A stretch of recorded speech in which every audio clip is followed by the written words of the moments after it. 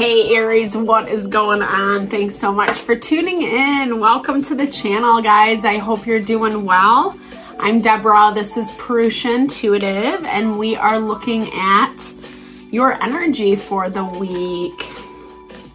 Happy birthday, guys. If you're celebrating, we are in Aries season. Such an amazing time for you to shine, to really empower yourselves. Focus on what you want, what you desire, but also recognizing like how our actions play out, right? Like the choices that we make, there is a cause and effect. It's the law, right? What you reap or what you sow, so shall you reap. It's karma. You know, any of those ideas are relevant to what I'm speaking about, right? So we have to kind of recognize how we're showing up, the choices that we're making, and then what the results are. And that helps us when we can take a step back and align with that. That really helps us tap in a little bit better to manifesting, right? Like how we want things to look. You're in that space. I love that with that magic wand, right? You're really calling out to the universe, spirit, God, however you understand it, what you desire to bring in. And I feel like you're actually making it happen, right? It's all in divine timing.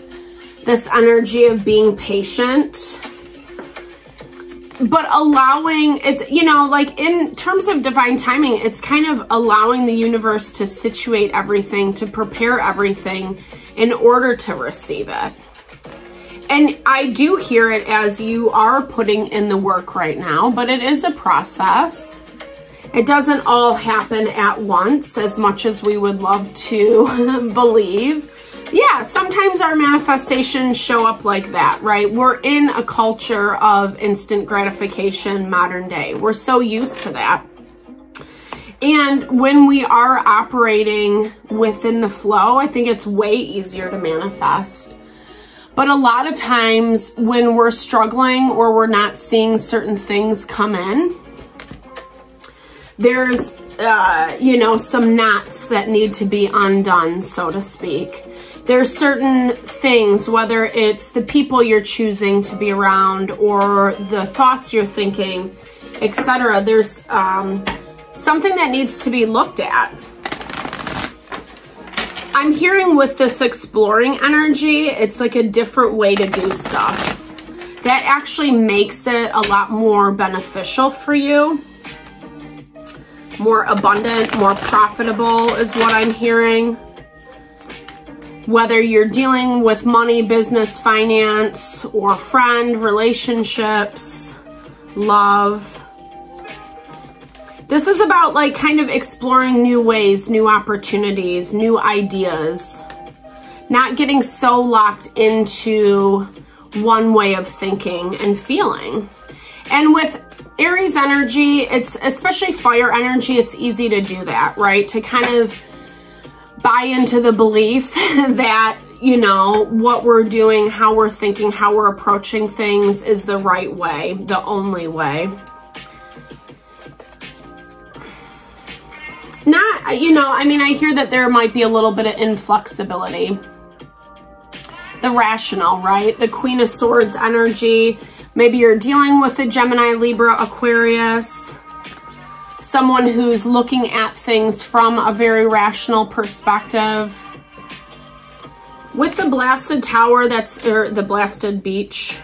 Yeah, sorry, in this deck. I wanted to make sure I was reading that correctly. It's the tower, right? So the tower comes in when things are falling apart or they're not really working out how we had hoped or how we anticipated.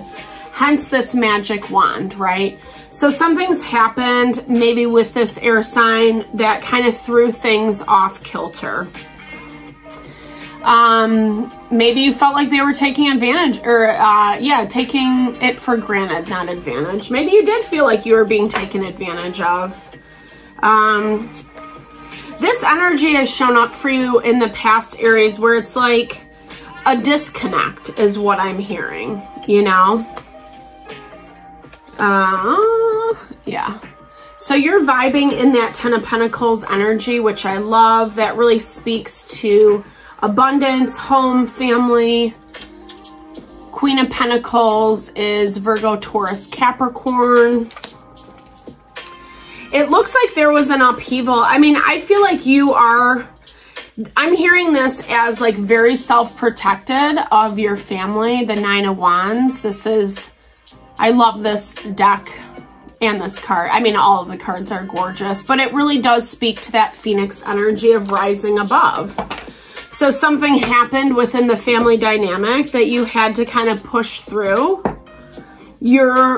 I hear you're very protective. It's like mama bear energy with that Queen of Pentacles. You know, you're the one looking out for how things are going. And you do feel a level of responsibility with that. And maybe this Queen of Swords was not something that you were vibing with. I'm hearing, yeah, like, yeah, I don't know. Like there was something about it that just didn't sit right with you. Things fell apart, and in a way that it made you very self-protected. It made you protected over your family. But you also feel like you weren't getting the full story with this individual. The Hierophant is also, to me, it is like a card of family tradition in that way of kind of like ascribing to a higher order, more morality, more authority, a little bit more rigidity. It is Taurus energy as well. And the 7 and 6, I mean, this really speaks to like dealing with a person or a situation who maybe was going through a lot. Maybe you feel like you didn't get the full story. Like I said, you felt like they were being hidey, sneaky, but you're not really giving it a lot of too much thought is what I'm hearing, Aries.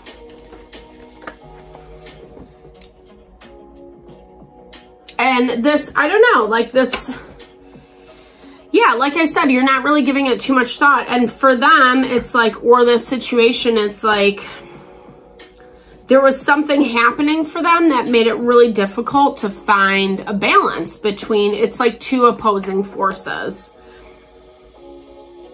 Things fell apart. They fell apart quickly, rapidly, maybe unexpectedly. Maybe you thought that this person or situation was going to show up differently.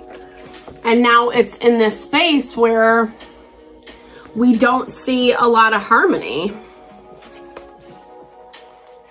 This is like refusing to work together, to start fresh. I won't lie, like I had to restart your guys' video, and this was a very similar energy that came up before. It's like there's a refusal to have a conversation, to connect for some reason. You know, and that's kind of like, I'm hearing it for you, Aries, and no shade, we all do this. It's like turning a blind eye. Maybe you don't want to deal with it. You don't really want to look at it any deeper because to you, it makes sense. The actions, the choices that you've made, it makes sense. But it's also coming from a place of some stubbornness, a little bit of rigidity, not having all the information is what I'm hearing. And this is a refusal to have a conversation about it. You don't really want to re-engage with this person, place, or thing. Yeah. And it's interesting because there is a level of disappointment on their end, not really how they wanted things to work out. Maybe you guys were pushing things forward too quickly. You got ahead of yourselves, so to speak, or they got ahead of themselves. Because there is this element of transition, of healing, trying to do the right thing, even if it didn't present in that way to you, you know? because their central energy is the Hierophant. And like I said, the Hierophant is a lot about ascribing to a higher order of things, a higher way of being. But there was also a lot going on for them or the situation. There was a lot maybe behind the scenes that you didn't necessarily see. And something about this for them made it really hard to find that harmony and balance. What I do like is it does look like communication is going to happen. There is some type of connection. Oh. But neither person, neither party wants to budge. Yeah, there's like a refusal to start over, to start fresh. Actually, the Fool came up in your other reading as well. Having this element of freedom, of surrender. The Eight of Cups came up too. It's like, I feel like things need to transition. They either need to start fresh. Obviously, a conversation should happen. It's not. I don't know if this comes from their end. I don't know. I mean, for them to reach out to you, I think that's probably not going to happen. But for you, you know, maybe you need them. Maybe you're kind of backpedaling a little bit on what had originally happened, you know. Because it does feel like, even though you're kind of minding your own business, doing your own thing, it does feel like you want to reinvite this energy in, or else it wouldn't be showing up in your reading. You know, maybe you're trying to find new ways to deal with the situation or what happened.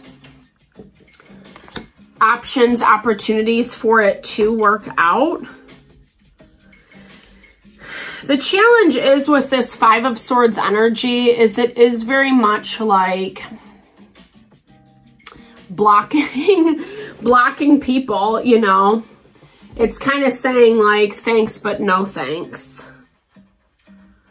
Or someone who, like, maybe this person feels like they have to be on the defensive, kind of blocking how, you know, how they feel around what happened and the situation. I feel like this is going to bring a lot of clarity. I feel like maybe what you've been avoiding or didn't understand before is definitely going to come to light. And it's going to help fill in the gaps is what I'm hearing.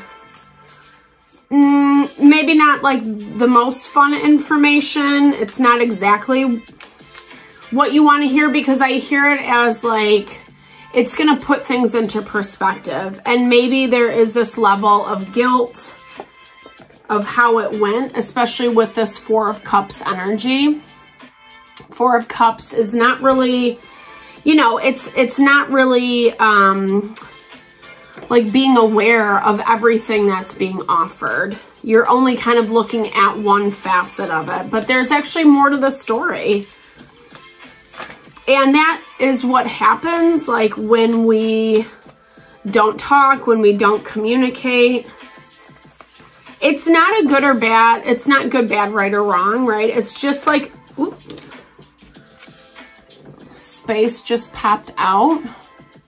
It's just remembering, right, that like, yeah, sometimes situations come in to teach us lessons, to help us grow, evolve, etc. But this is also like that space energy really reminds me to not limit yourself, right? And maybe you were doing that. Maybe you were doing that out of self-preservation or for your family or, you know, your money, whatever the dynamic was. And it made sense to you, but it's not that it was like the wrong approach. I don't hear it as that. I hear it as it was a limited approach, you know. Maybe there wasn't a lot of, yeah, okay, so communication, right? Communication is key to any relationship, any situation. We have to be willing to ask the questions in order to gain the information. Even if it does make us feel awkward or uncomfortable or whatever, it's better to have that knowledge versus like you know, like just assume, you know, what do they say about assuming, guys? It makes, I don't know. Well, yeah.